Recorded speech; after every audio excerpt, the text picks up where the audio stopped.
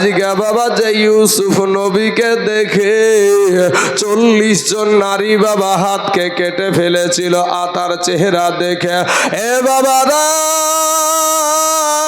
মা আয়েশা বলছে আমার নবীকে যদি ওই নারীগুলা দেখিত তাহলে হাত কাটা তো দূরের কথা রে ভাই, তারা কলিজা কেটে ফেলতো, তারপরেও টের পেত না। জোরে বলেন সুবহানাল্লাহ। এত সুন্দর চেহারা আমার নবীর, যেই চেহারা খানা দেখলে বাবা সাহাবাদের ক্ষুধা নিবারণ হয়ে যেত, যেই চেহারা খানা দেখলে হাসান হোসেনের ক্ষুধা লাগতো না, যেই চেহারা খানা দেখলে সাহাবাদের ক্ষুধা লাগতো না। এত সুন্দর চেহারা মুহূর্তের মধ্যে বাবাজি আমার মা আমেনার ঘরখানা একেবারে আলোকিত হয়ে গেছে।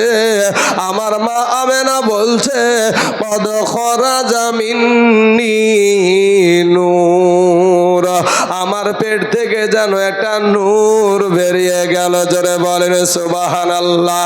আরে ভাই আমার মা মিথ্যা বলতে পারে, আপনার মা মিথ্যা বলতে পারে, কিন্তু আমার দয়ার নবীর মা মিথ্যা বলতে পারে নাই। মা আমেনা জবান দিয়ে বলে ফেললো কদ খরাজা মিন্নি নূর, আমার পেট থেকে একটা নূর বেরিয়ে গেল।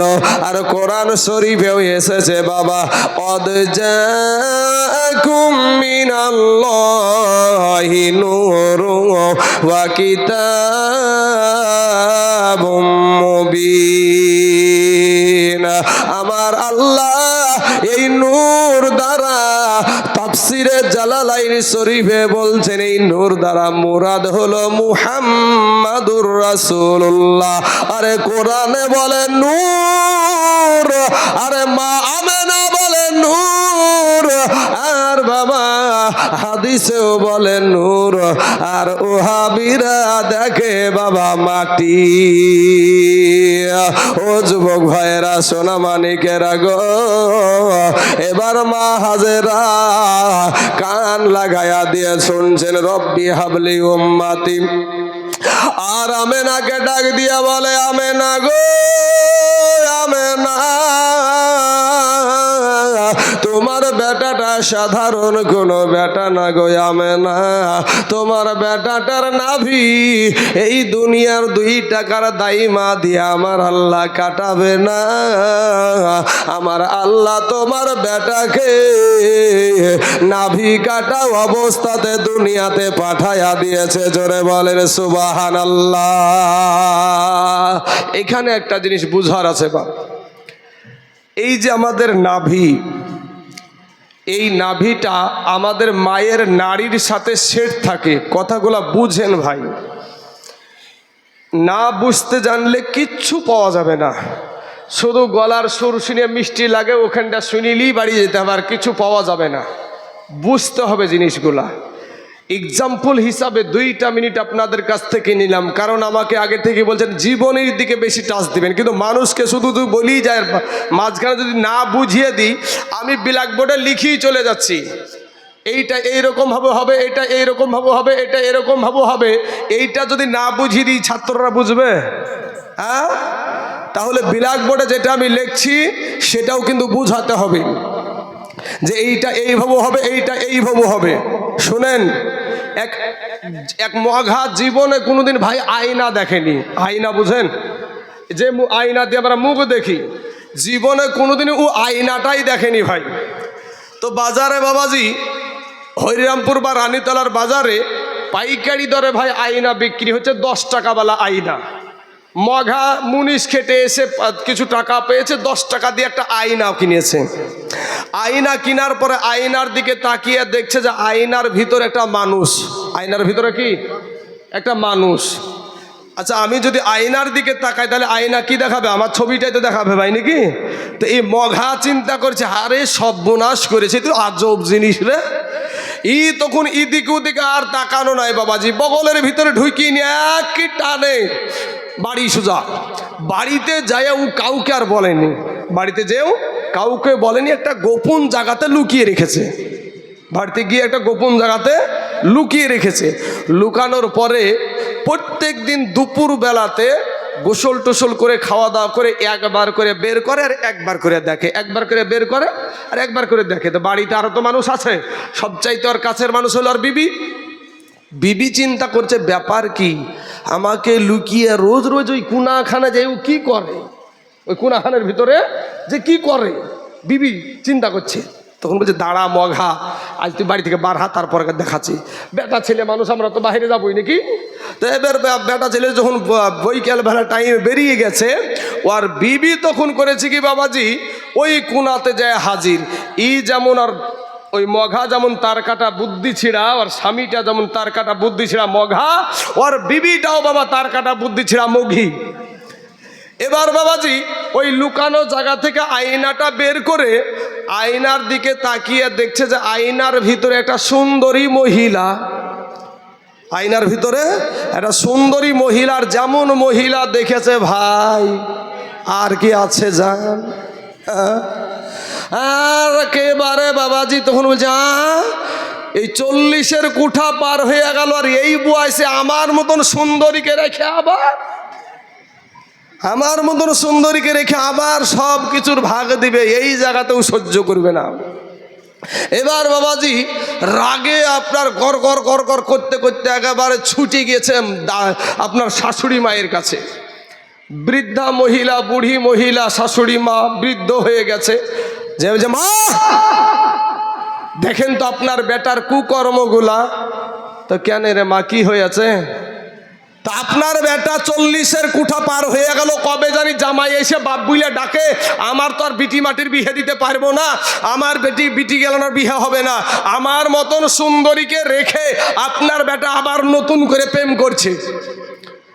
যখন এই কথা বলেছে মায়ে তখন আমার বেটার মতন বেটাই নাই, আসলেও আর বেটার মতন বেটা নাই। তখন এই রাগের চোটে বুঝতে পেরেছেন বুড়িয়া মানুষ, ধরেছে হাত খানকে, রাগের চোটে একবারে ধরেছে চাট করিয়ে, জাত করে দিয়েছে তার তাগড়া জোয়ান 40 বছর বয়স। হ্যাঁ, এবার হাত খানকে ধরে বড় বড় করে টানতে টানতে টানতে নিয়ে যাবে, চলেন আপনাকে স্বচক্ষে প্রমাণ দেখাচ্ছি, চলেন। ইয়ারা স্বামী স্ত্রী যেমন তার কাটা বুদ্ধি ছিঁড়া মঘার মঘি, ওর মাও বাবা তার কাটা বুদ্ধি ছিঁড়া মঘা, ওর মাও তার কাটা বুদ্ধি ছিঁড়া। ওর মাকে নিয়ে গিয়ে ওই আয়নাটা বের করে দিয়েছে, ওই আয়না বের করে দিয়েছে। আয়নার দিকে তাকিয়ে দেখছে, মায়ে আয়নার দিকে তাকিয়ে দেখছে যে আয়নার ভিতরে একটা বুড়ি মহিলা, আয়নার ভিতরে একটা বুড়ি মহিলা। এই কান্না না সেই কান্না, হাই রে কান্না ভাই, কেউ চুপাতে পারে না। বেটার কাছে খবর গেল, বেটা আসলো, বেটা আসার পরে বলে মা কান্দো কেনে, ও মা তুমি কাঁদছো কেনে? তখন বেটাকে মায়ে বলছে বেটা রে, ওরে বেটা, ইসলাম ধর্মে 4টা বিহা করা যাই যাচ্ছে রে বেটা, তুই আর পালি না, এই বুড়ি কি পালি? এটা বুঝার দোষ না আয়নার দোষ? আপনার আমার বুঝার দোষ সব। কথা বুঝলেন না ভাই? এটা আয়নার কি দোষ ভাই? এটা আয়নার দোষ না, এটা বুঝার দোষ। আমরা কি জানেন, আমরা মুসলিম সমাজটা এত নিচু কেনে, নিচে কেনে? আমরা কেউ কাউকে মানি না, নিজে কি পণ্ডিত মনে করি। আরে বাবা, এত যে পড়াশোনা করি, এখনো পড়াশোনা আমাদের বাদ নাই। কারণ পশ্চিম বাংলাতে ঘুরছি, তো কোথায় যে কোন প্রশ্ন হয় এত ঠিক নাই, বুঝতে পারলেন না? তা আমি ঈদে মিলাদুন নবীর মাহফিল করছি, এখানে কেউ তো প্রশ্ন করতেই পারে যে এই ঈদ আপনি কোথায় পেলেন, এই জুলুস আপনি কোথায় পেলেন, বলতে পারে না, পারে না? তাহলে সেইগুলো আমাদেরকে তৈরি করতে হয় তো নাকি ভাই? তাহলে পড়াশোনা বন্ধ করলে হারায়া যাবে। তা এত কিছু পড়াশোনা করেই যাই, তাও মনে হয় আমরা কিছুই জানি না। সত্য কথা বাপ, মনে হয় যে কিছুই জানি না, এটাই মনে ভাবি। কিন্তু কিছু মানুষ আছে অল্প শিক্ষার্থী বাবাজি, দেখবেন ছোট ছোট মাছগুলা খুব লাফায়, ছোট ছোট মাছগুলা খুব লাফায়। চলেন বাবাজি, আমার নবীজি যে শান মান আপনারা শুনছেন, এই শান মানের ভিতরে মা আমেনা যে বলল যে কদ খরাজা মিন্নি নূর, আমার পেট থেকে একটা নূর বেরিয়ে গেল। এখন আমাদেরই সমাজে সাথে থাকা, মাঠে একসাথে, হাটে একসাথে থাকা কিছু মানুষ বলছে নবীজি মাটি। যেই মৌলবি সাহেব বলে নবীজি মাটির তৈরি বাবা, সেই মৌলবি বাপও মাটির তৈরি না। সেই মৌলবীর বাপও মাটির তৈরি না। কোরআন শরীফকে আমরা সকলেই সঠিক জানি তো নাকি চাচা? কোরআনে যদি কেউ বলে ভুল আছে তাহলে কি তার ঈমান থাকবে? তার ঈমান থাকবে না। সূরা সুয়াদ, সূরা সুয়াদ ৭১ নম্বর আয়াত। আমি বলেছি সেই মৌলবীর বাপও মাটির তৈরি না। আমার অনেক রকমের ভাই আপনারা এখানে আছেন, সব দলের ভাই আপনারা আছেন। আমি জানি না কে কোনো রকমের কোন নিয়াত নিয়ে এসেছেন ভাই, আমার কথাগুলো একটু শুনবেন ভাই। আমরা সুন্নিরা দলিল মোতাবিক চলি না দলিলের বাইরে চলি? ভাই তুমি দেখো, আমার কাছে তুমি বুঝিয়ে নাও। যদি এখানেও বুঝতে না পারো, ইমাম সাহেবের ঘরে যখন আমি শেষ করে যখন যাব, তখন তুমি আমি ইমামের ঘরে এসো, ইমামের সহযোগিতা নিয়ে, এই মুরব্বীদের সহযোগিতা নিয়ে আমার সাথে কথা বলো। না বুঝলে তোমরা আমাকে বেইজ্জতি করে আমার বাড়িতে পাঠাইও। কিন্তু ভাই যদি আমি সঠিক বলি তাহলে তুমিও মানো আমিও মানি। ভাইয়া নবীজি যে নূর, মা আমেনা বলল, তো এখানে আমাদের প্রমাণের দরকার আছে না নাই বাপ? না শুধু মুখে বললে আপনি তাইজুলের কথা বিশ্বাস হইতেও পারে, নাও হইতে পারে, তাহলে প্রমাণের দরকার আছে না নাই? প্রমাণের দরকার আছে।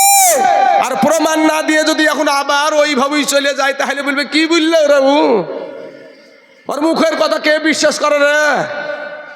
হতে পারে না। এটা বলি মানুষকে ভাঙাই, এটা বলি মানুষকে ভাঙাই। দেখো কে কোন মানুষ কিসে থেকে সৃষ্টি কোরআনে সব আছে। তুমি জানো না, তোমার মৌলবি পড়েনি, আগে পড়াশোনা করতে হয়। সূরা সুয়াদ আছে না নাই? আলেম ওলামা এখানে আছে বাবাজি। সূরা সুয়াদ ৭১ নম্বর আয়াত। কত নম্বর? ৭১ নম্বর আয়াত। আল্লাহ কোরআনে বলছেন, ইন্নী খালিকুম বাশারাম মিন তিন, আমার আল্লাহ মানুষকে বানাইছে মাটি থেকে। এ বাবাজি, আল্লাহর কোরআনে বলছে মানুষ মাটির তৈরি, আর তাইজুল ইসলাম বলল ওই মৌলবীর বাপও মাটির তৈরি না। বিষয়টা কি? ব্যাপারটা কি? ব্যাপার হলো এটা যে কোরআনে ৬৬৬৬টা আয়াত আছে, ঠিক না? ঠিক ৬৬৬৬টা আয়াত আছে। তাহলে সূরা সুয়াদের ৭১ নম্বর আয়াতে ভালো করে বুঝবেন কথাগুলো বাপ। সূরা সুয়াদের ৭১ নম্বর আয়াতে বলা হয়েছে, ইন্নী খালিকুম বাশারাম মিন তিন, আমার আল্লাহ বাশার সৃষ্টি করেছে মাটি থেকে। এই আয়াতের যারা তাফসির করেছেন, তাফসিরে আব্বাস, তাফসিরে ইবনে কাসির, তাফসিরে বাগবী, তাফসিরে রুহুল বায়ান, তাফসিরে আপনার জালালাইন শরীফ আপনি খুলে দেখেন যে এই মাটি দিয়া আপনাকেও না আমাকেও না, আমাদের আদি পিতা হযরতে আদম নবীকে সৃষ্টি করেছিলেন সরাসরি মাটি দ্বারা। কি হুজুর? সরাসরি মাটি দ্বারা সৃষ্টি হলো আদম নবী। তাহলে আপনারা বলবেন তাহলে আমরা কিসের সৃষ্টি? প্রশ্ন জাগে না? ওটাও কোরআনে আছে বাপ, ওটাও কোরআনে আছে। সূরা ফুরকান আছে না নাই? আমার তালিবুল ইলম বাবুরা আছো এবং এখানে আমার ভাইজান বসে আছে। সূরা ফুরকান ৫৪ নম্বর আয়াত, ৫০ আর ৪, ৫৪ নম্বর আয়াত। আল্লাহ বলছেন, ওয়া হুয়াল্লাযী খালাকা মিনাল মাই বাশারান, আমার আল্লাহ মানুষকে বানালছে পানি থেকে। জোরে বলেন সুবহানাল্লাহ। এক জায়গায় মাটি, এক জায়গায় পানি। কোরআনে কে কোনো ভুল আছে ভাই? কি গো, কোরআনে ভুল আছে? কোরআনে কোনো ভুল নাই। এক জায়গায় পেলাম মাটি, এক জায়গায় পানি। সূরা ইয়াসিনের নাম শুনেছেন আপনারা? সূরা ইয়াসিন, সূরা ইয়াসিনের ৭৭ নম্বর আয়াত। আওয়ালাম ইয়ারাল ইনসানু আন্না খালাকনাহু মিন নুতফা, আমার আল্লাহ ইনসানকে সৃষ্টি করেছে নুতফা থেকে। জোরে বলেন সুবহানাল্লাহ। তাহলে এখানে পেলাম নুতফা, এক জায়গায় পেলাম পানি, এক জায়গায় পেলাম মাটি। কোরআনে ভুল আছে নাকি? কোরআনে ভুল নাই। তাহলে বোঝা যায় যে আমরাই ভুল আছি, আমরাই ভুল আছি। সূরা আলাক সূরা আলাক, খলাকাল ইনসানা মিন আলাক। ইনসান মানে কি? ইনসান মানে মানুষ। তাহলে আমার আল্লাহ ইনসানকে সৃষ্টি করেছে আলাক থেকে। এখন কোন মানুষ? আদম নবী হলো সরাসরি মাটির তৈরি। এখানে জেনারেল শিক্ষিত ভাই অনেক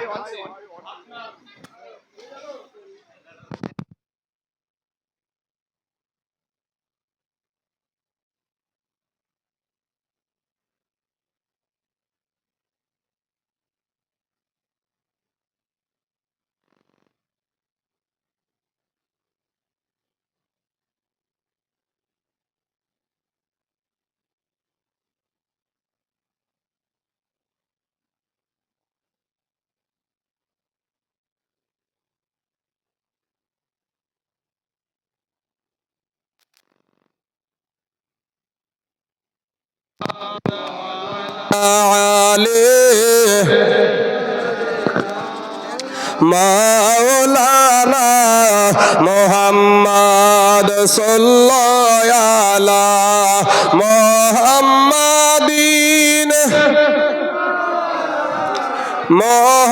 মোহাম্মদ হরদম জবান পাক নামে মোহাম্মদ হরদম জবান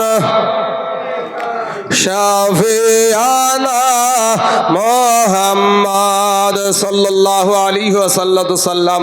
এবার বাবাজি এখান থেকে আপনি দলিলটা পেয়ে যাবেন। কিছুক্ষণ আপনাদের কাছে 2-10 মিনিট আমি দলিল নিব, আবার ওই জায়গাতেই ফিরবো। দলিলটা 2-10 মিনিট বুঝে নেবেন, যে একবারে আপনাদেরকে এত সহজভাবে বুঝিয়ে দিব ইনশাআল্লাহ পরবর্তীতে আপনার সন্তানের ঈমান ধ্বংস করতে ওয়াহাবিরা পারবে না ভাই। তবে বুঝেন আমার কথাগুলো, আইনার মতন হয়েন না, ওই মঘার মঘির মতন হয়েন না। এবার আসেন, যারা জেনারেল শিক্ষিত মানুষ, যারা মাস্টার ডাক্তার জেনারেল, এদেরকে জিজ্ঞাসা করেন এদের বৈজ্ঞানিক কি বলে। এদের বৈজ্ঞানিক বাবাজি একটা হিন্দু হতে পারে, একটা বৈজ্ঞানিক, একটা খ্রিস্টানও বৈজ্ঞানিক হতে পারে, একটা বৌদ্ধও কিন্তু আপনার বৈজ্ঞানিক হতে পারে। সে রিসার্চ করে যে কথাটা বলল সেই কথাটা বাবাজি কোরআনের সাথে মিল হয়ে যায়, অথচ একটা দাড়িওয়ালা টুপিওয়ালা পাগড়িওয়ালা জুব্বাওয়ালা মৌলবি আল্লাহর ঘর মসজিদে দাঁড়িয়ে বাবাজি তার কথার সাথে কোরআনের মিল হয় না। একটা বিধর্মীর সাথে কোরআনের মিল হয়ে যায়, কথার সাথে মিল হয়ে যায়। সেই বিধর্মী বৈজ্ঞানিক কি বলল? যে মানুষ সৃষ্টি মা বাপের শুক্রাণু আর ডিম্বাণু থেকে মানুষ সৃষ্টি। দেখো তোমার বৈজ্ঞানিককে জিজ্ঞাসা করো, যদি ভুল বলে থাকি তুমি এখানেই ধরো আমাকে। তুমি ঢালাও ভাবে মাটির ব্যবসাটা ছাড়ো ভাই। সুন্নিদেরকে গালি দাও, কোথায় 3 দিনের জীবনী পেয়েছে? তুই যে মসজিদ করেছো, রং করেছো, রংটাও তোমার বেদাত, সেটা জানো না? মসজিদে কাতারের জন্য দাগ দেয় না বাপ, কাতার সোজা করার লেগে এই দাগ দিয়াটা বেদাত, তুমি জানো না ভাই? মসজিদে হাইয়া আলাস সালার আগে উঠা বেদাত, তুমি সেগুলো জানো না? তুমি নিজে বেদাতের আতর ঘর করে আমাদেরকে বলে বেদাতি। চলেন আবার বাবাজি, এই নুতফা, পানি আর আলাক এগুলো আবার কি জিনিস? আমাদের দেশে একটা সবজি পাওয়া যায়, সবজিটার নাম হলো লাউ। এই লাউয়ের আর একটা নাম আছে, কি নাম আছে গো চাচা? কদু। তাহলে যেটাই লাউ সেটাই হলো কদু। এই শুক্রাণু আর ডিম্বাণু যেটা বৈজ্ঞানিক বলল, ওই শুক্রাণু ডিম্বাণু কি বলা হয়? আপনার নুতফা এবং পানি এবং আলাক, এই 3টা জিনিস একই জিনিস। যেটাই লাউ সেটাই হলো কদু। মা বাপের ওই মিলনের সাহায্যে যেই পানিটা নির্গত হয়, সেই পানি দ্বারা আপনি আমি সৃষ্টি। জোরে বলেন সুবহানাল্লাহ। কোরআনের সাথে বাস্তবের সাথে মিলিয়ে দেখেন, মিলিয়ে যাচ্ছে। আমাদের বিবির পেটে আমরা পানি সহযোগিতা করেছি, মাটি নয়। এখানে তারা একটা কথা বলতে পারে যে ভাই ধান লাগাইলাম, ধান থেকে চাল হলো, চাল থেকে ভাত হলো, ভাত আমাদের পেটে গেল, রক্ত হলো, রক্ত থেকে বীর্য তৈরি হলো, ওই বীর্য নারীর পেটে গেল, তাহলে মাটি তো হলো। বলে বেটা তাহলে মাটি কিসের সৃষ্টি সেটা বল। মাটি কিসের সৃষ্টি সেটা বল। আরে আমার নাবি যখন সৃষ্টি তখন আমার আল্লাহ এই জামিন কি সৃষ্টি করে নাই? তারা বলে কি যে ইন্না আউয়ালু মা খালাকাল্লাহুল কলম, নিশ্চয় আল্লাহ পাক সর্বপ্রথম কলমকে সৃষ্টি করেছে। আর আমাদের আকীদা কি? সর্বপ্রথম আমার নাবির নূরকে সৃষ্টি করেছে। কথা ঠিক না ঠিক? লালবাগে জালসায় যাচ্ছি, 6 ঘড়িতে একজন বাবাজি আমার হাত উঠালো, লিফট নিবে আমার কাছে। মৌলবি মানুষ দেখেছে সামনে বসা, তো হাত তুলেছে।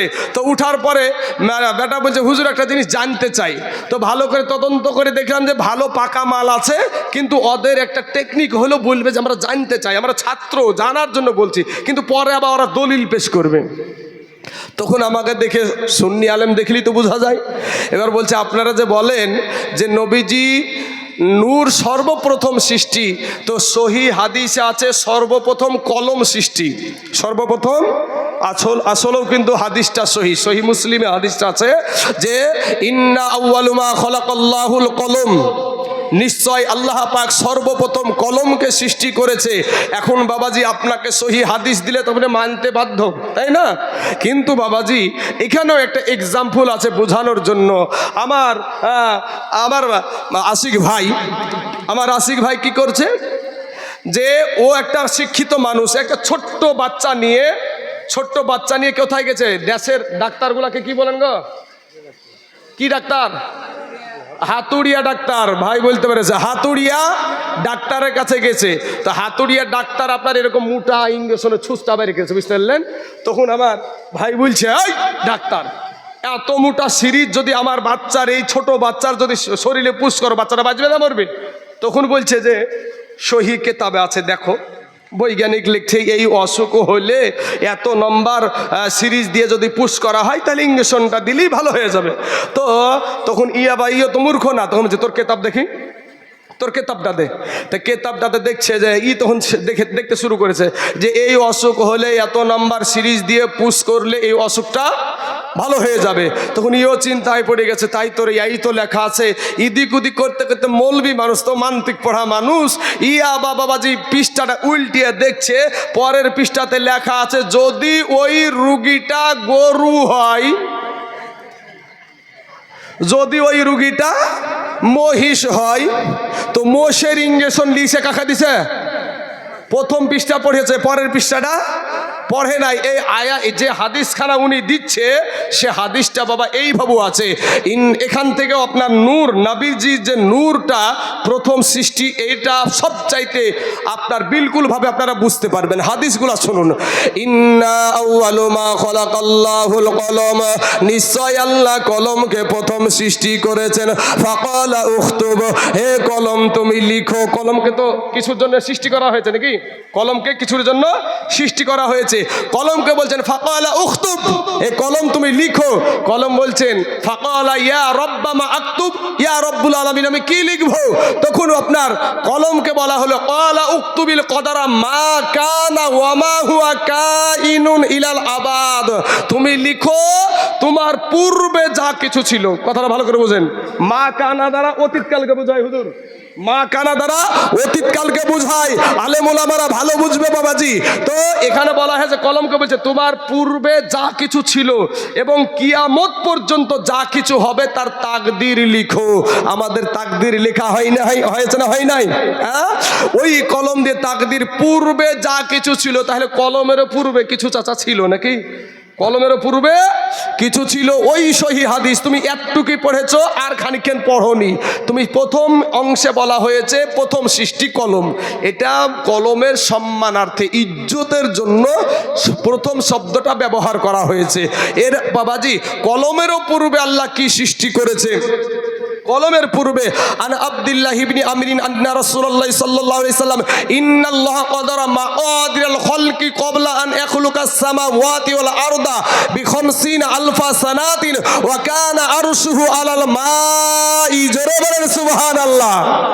বাহ, এই আসমান এবং জমিন সৃষ্টির 50,000 বছর পূর্বে আল্লাহ পাক কলম দিয়ে তাকদির সৃষ্টি করেছে। কথাটা বুঝুন ভালো করে। আসমান এবং জমিন সৃষ্টির 50,000 বছর পূর্বে আল্লাহ কলম দিয়ে তাকদির সৃষ্টি করেছে। আরে আমার নবী যখন সৃষ্টি, এই মাটি সৃষ্টি হয়নি, আর তুমি মাটির ব্যবসা করো। 50,000 বছর পূর্বে আল্লাহ কলম দিয়ে তাকদির সৃষ্টি করেছে। আর তখন আরশ ছিল পানির ওপরে, তখন আরশ ছিল পানির ওপরে। আমি স্টেজে, যখন আপনি আসলেন তখন আমি স্টেজে ছিলাম। আপনি যখন আসলেন তখন আমি স্টেজে ছিলাম। কে আগে এসেছে তাহলে? ইনি যখন আসলো তখন আমি স্টেজে ছিলাম। তো স্টেজে কে ছিল আগে? আমি ছিলাম। তো কলম দিয়ে যখন তাকদির সৃষ্টি হয় তখন আরশ ছিল পানির ওপরে। তাহলে আরশেরও, কলমেরও আগে আল্লাহ আরশকে সৃষ্টি করেছে। আল্লাহ আরশকে সৃষ্টি করেছে। আরশকে সৃষ্টি করে কি করেছে? খলাকাল্লাহু আযজা ওয়া জাল্লাল মাআ ক্বাবলাল আরশ।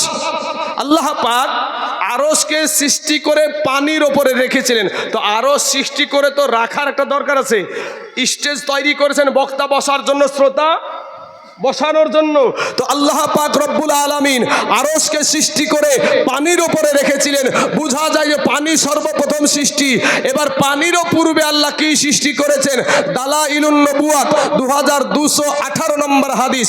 আন আবি হুরায়রা রাদিয়াল্লাহু তাআলা আনহু ক্বালা লাম্মা খালকিল্লাহি আযজা ওয়া জাল্লা আদামা খায়য়ারা লি আদামা বানিহি ফাজাআলা ইয়ারাফাদা ইলা বাগাদিম আলা বাগাদ ক্বালা ফারানি নূরান সাতিয়ান ফি আসফালিহিম ফাকালা ইয়া রাব্ব মান هذا قال ابن هذا من قال فراني نورا ساطعا في أسفلهم فقال يا رب من هذا قال هذا ابنك أحمد هو الأول والآخر وهو الأول الشفيع جرب سبحان الله।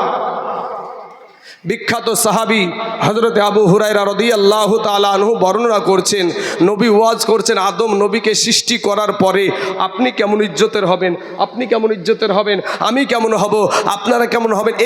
এই তাকদীরগুলা আমার আল্লাহ আদম নবীকে দেখাচ্ছেন। একটা সময় আলা ফারানি নূরান সাতিয়ান, সাতিয়ান শব্দের অর্থ হলো বেমেসাল, বেনেওয়াজ, অতি উজ্জ্বল একটা নূর দেখালেন। কি দেখালেন? আদম নবী কি দেখলেন? নূর দেখলেন, অতি উজ্জ্বল একটা নূর দেখলেন। তো আদম নবী বলছেন ফাকালা ইয়া রাব্বা মান হাযা, ইয়া রাব্বুল আলামিন এই নূরটা কে গো আল্লাহ? আল্লাহ বলেন ক্বালা হাযা ইবনুকা আহমদ, এ তোমারই সন্তান আহমদ সাল্লাল্লাহু আলাইহি ওয়াসাল্লাম। হুয়াল আউয়ালু, ইনি হলেন সর্বপ্রথম সৃষ্টি। হুয়াল আখিরু, ইনি হলেন সর্বশেষ নবী। ওয়া হুয়াল আউয়ালু শাফিঈ, আর কাল কিয়ামতের মাঠে ইনি সর্বপ্রথম সাফায়াত করবে। জোরে বলেন সুবহানাল্লাহ, একবার জোরে সরে বলেন সুবহানাল্লাহ। আদম নবী দেখেছে নূর, কোরআনেও বলল নূর বাবাজি, আর মা আমেনাও বলল নূর। তাহলে সেই জায়গাতে যারা মাটি মাটি করে, ও নুতফার তৈরি, শুক্রাণু আর ডিম্বাণু থেকে তৈরি। আমার আমেনাকে ডাক দিয়ে বলছেন, আমেনা গো, তোমার এই বেটাটা সাধারণ কোনো বেটা না। তোমার এই বেটাটার নাভিটা আমার আল্লাহ 2 টাকার দাইমা দিয়া কাটাবে না। আমার আল্লাহ নাভি কাটা অবস্থাতে দুনিয়াতে পাঠায়া দিয়েছে। জোরে বলেন সুবহানাল্লাহ। আপনার নাভি যদি মায়ের নাড়ির সাথে সেট না থাকে তাহলে আপনি বাঁচবেন না, মারা যাবেন। কারণ কি? কারণ মা জননীর, আমার মা, আপনার বিবি, আমার বিবি, মাসে মাসে একটা অসুখ হয়। বাচ্চা যখন পেটে আসে অটোমেটিক অসুখটা ভালো হয়ে যায়। অসুখটা ভালো হয়ে কোথায় গেল? ওই রক্তটা, খুনটা কোথায় গেল? সন্তানের নাভির সাথে সেট করে ওই রক্তটা সন্তানের শরীরে পুশ করে মায়ের পেটে আল্লাহ তার বান্দাকে জীবিত রাখে। জোরে বলেন সুবহানাল্লাহ। তো নবীজির তো নাভি কাটা, নবীজির নাভি কাটা। তাহলে বোঝা যায় নবী আমাদের মতো মানুষ নয়। আবার হাজেরা ডাক দিয়ে বলে, আমেনা গো, আমেনা, তোমার বেটাটা সাধারণ কোনো বেটা না। তোমার বেটার 2 টাকার হাজাম দিয়া তোমার সন্তানের খাতনা করাবে না। আমার আল্লাহ খাতনা করা অবস্থাতে দুনিয়ায় পাঠায়া দিয়েছে। জোরে বলেন সুবহানাল্লাহ। আল্লাহুম্মা সাল্লি سيدنا مولانا محمد وعلى آل سيدنا مولانا محمد صل على محمد صل على محمد हरदम ज़बा से निकालो पाक नामे मोहम्मद हरदम ज़बा से निकालो शफीआना मोहम्मद। और नूर नबी बनाइलेन अल्लाह पे मेरे कारणे, और नूर नबी बनाइलेन अल्लाह पे मेरे कारणे, पे मेरे डोरी बांधरे मन मदिनार सने, पे मेरे डोरी बांधरे मन मदिनार सने। আল্লাহ বানাইলেন কত জাতি, আর চলে না তার প্রেম প্রীতি, আশিক হইয়া বানাই নবী প্রেমের কারণে, আশিক হইয়া বানাই নবী প্রেমের কারণে, প্রেমের ডোরি বান্ধরে মন মদিনার সনে, প্রেমের ডোরি বান্ধরে মন মদিনার সনে। আল্লাহুম্মা সাল্লি আলা সাইয়্যিদিনা মাওলানা মুহাম্মদ ওয়া আলা আলি সাইয়্যিদিনা মাওলানা মুহাম্মদ সাল্লি আলা মুহাম্মাদিন সাল্লি আলা মুহাম্মদ হরদম ज़बा से निकालो पाक नामे मोहम्मद हरदम ज़बान से निकालो शफीआना मोहम्मद सल्लल्लाहु अलैहि वसल्लम। আব্বা জান গো, এবার আসুন দিলখানা নরম করে দিবেন বাবা। আমি যদি দলিল দিতে যাইতাম, আরো দলিল আছে রে বাবা। ঈসা নবীর বাপ ছিল না কিসের তৈরি? ঈসা নবীর বাবা ছিল না কিসের তৈরি? আছে। মা হাওয়া কিসে থেকে সৃষ্টি? আছে না নাই? হ্যাঁ, হারুত আর মারুত আল্লাহর ফারিস্তা দুনিয়াতে এসেছিল নূরের তৈরি। তারা মানুষ হতে পারে কি পারে না, সব রকমের দলিল আছে বাবাজি। তবে আসেন আমরা এই জায়গাতে আলোচনা করি। নবীর আগমন দিবসটা কি আলোচনাতে আমরা প্রাধান্য দিই। যেগুলো আমাদের খুবই প্রয়োজন জানার সেগুলো বললাম আমি দলিল থেকে, এগুলো জানার খুবই প্রয়োজন। চলুন বাবাজি আমার সোনামানিকেরাম, এবার হযরতে আমেনা রাদিয়াল্লাহু তাআলা আনহা উনি বলছেন, আমার সন্তান যখন দুনিয়ার জমিনে আসলো গো, আমি নজর করে দেখলাম মুলকে শামের বড় বড় দালান পর্যন্ত আমি দেখেছি। জোরে বলেন সুবহানাল্লাহ।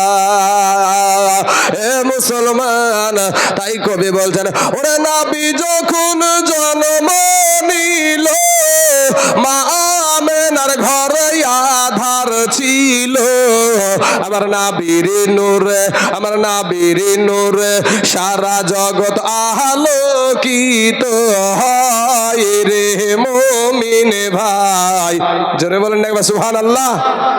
আজ নবীজির জন্ম দিবস হয়। কিসের দিবস পালন করছেন? হ্যাঁ, নবীজির জন্ম দিবস পালন করছি। তাহলে বাবাজি এবার আপনাদেরকে বলি যে আমার মা আমেনা রাদিয়াল্লাহু তাআলা আনহা উনি বলছেন যে আমার সন্তান যখন দুনিয়ার জমিনে আসলো, তো এমন সময়তে আমি, আমার ঘর তো আলোকিত হয়েছে ওই আমার সন্তানের দেহর আলোর ছটাতে মুলকে শামের বড় বড় দালান পর্যন্ত আলোকিত হয়ে গিয়েছিল। জোরে বলেন সুবহানাল্লাহ। বাবাজি নবীজির ঘাম মুবারক দিয়ে সাহাবারা আতর বানাতেন।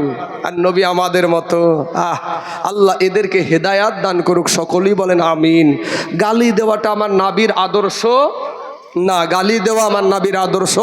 দোয়া করবেন ভাই, দুশ্মনের জন্য দোয়া করবেন, কারণ আল্লাহ মানুষকে আদর করে বানালছেন, আশরাফুল মাখলুকাত করে সৃষ্টি করেছেন। তার জন্য বদদোয়া করার দরকার আপনার নাই, আপনি করার দরকার নাই। বিচারের মালিক আল্লাহ আছে না নাই?